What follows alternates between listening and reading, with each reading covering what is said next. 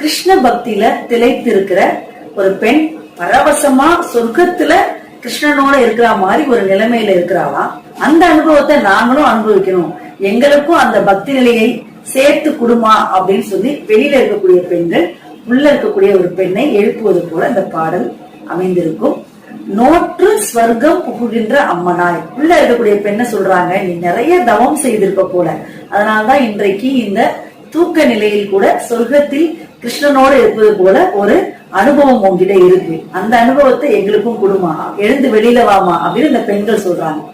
உள்ள இருந்து ஒரு பதிலும் வரலங்க. உடனே இவங்க சொல்றாங்க, என்னம்மா அதுக்கு ஒரு மறுவார்த்தை பேசக்கூடாதா, மாற்றமும் தாராரோ, இல்லைன்னா அந்த வாசக்கதவையாவது திரையம்மா.